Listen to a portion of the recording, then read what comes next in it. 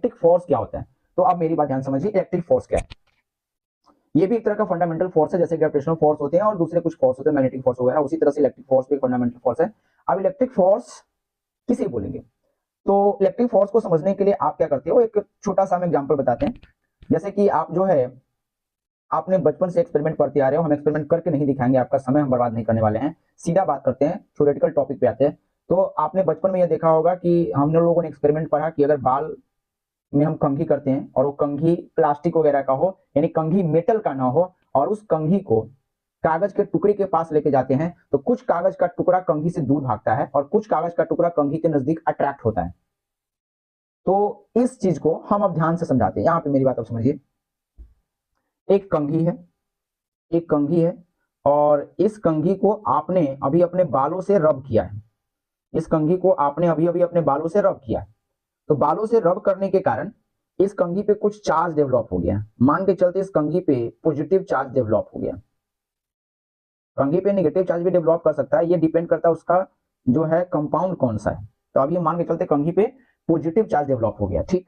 अब एक पेपर देख लो, यहाँ पे एक पेपर है और ये पेपर जो है वो न्यूट्रल है, मतलब उस पर कोई चार्ज नहीं है। लेकिन जब इसी पेपर को तुम क्या करते हो, कई टुकड़ों में तोड़ते हो, at the time of breaking paper के जो टुकड़े यहाँ पे हो रहे हैं, पेपर को जो आप तोड़ रहे हो, तो तोड़ते टाइम पेपर क्या करता है, पेपर के कुछ इलेक्ट्रॉन्स एक दूसरे में ट्रांसफर हो जाते हैं, इक्वल शेयर नहीं हो पाता। तो मान के चलो एक टुकड़ा जो है दूसरे वाले को इलेक्ट्रॉन दे दिया, तो जिसको इलेक्ट्रॉन ये दे देगा वो निगेटिवली चार्ज टुकड़ा हो जाएगा, और जिसने दिया वो पॉजिटिवली चार्ज हो जाएगा।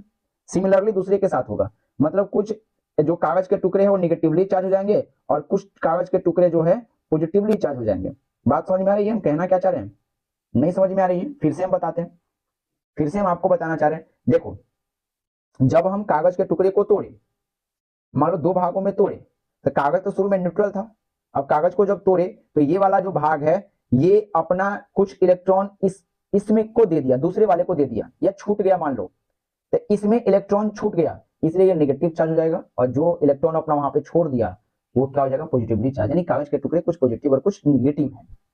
अब आगे बढ़ते हैं, अब कागज के टुकड़े को आपने फैला दिया हुआ है।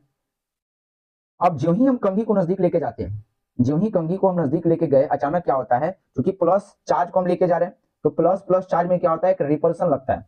आपको याद रखना है, प्लस प्लस चार्ज में रिपल्सन लगता है, लाइक चार्ज के बीच रिपल्सन होता है, चाहे वो प्लस प्लस हो चाहे वो माइनस माइनस हो।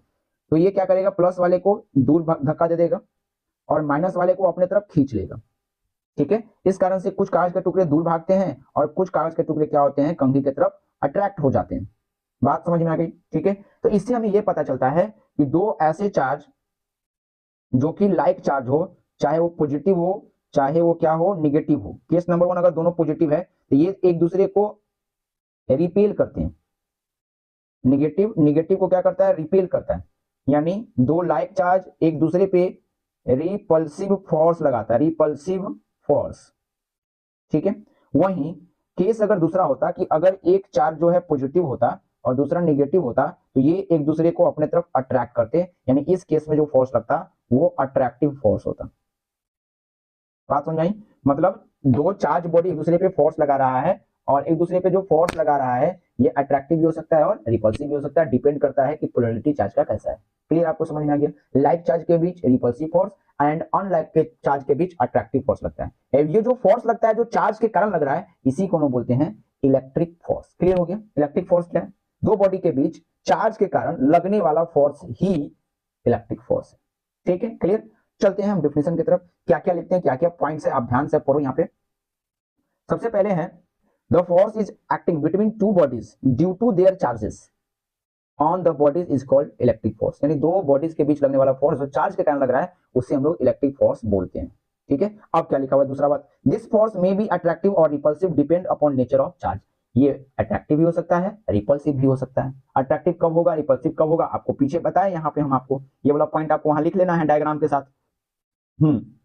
तीसरा point, two like charges repel to each other while two unlike charges attract to each other. अब ये बात आपको तो लिख दी, लाइक चार्ज के बीच में repulsive force and unlike charge के बीच में अट्रैक्टिव फोर्स लगता है, ये इलेक्ट्रिक फोर्स होगी, ठीक है। इलेक्ट्रिक फोर्स के बारे में और भी पॉइंट्स आप ऐड कर सकते हो, जैसे इलेक्ट्रिक फोर्स एक स्ट्रॉन्ग फोर्स है, इलेक्ट्रिक फोर्स कैसा फोर्स है, एक स्ट्रॉन्ग फोर्स है दूसरे फोर्स के रिस्पेक्ट में, ठीक है।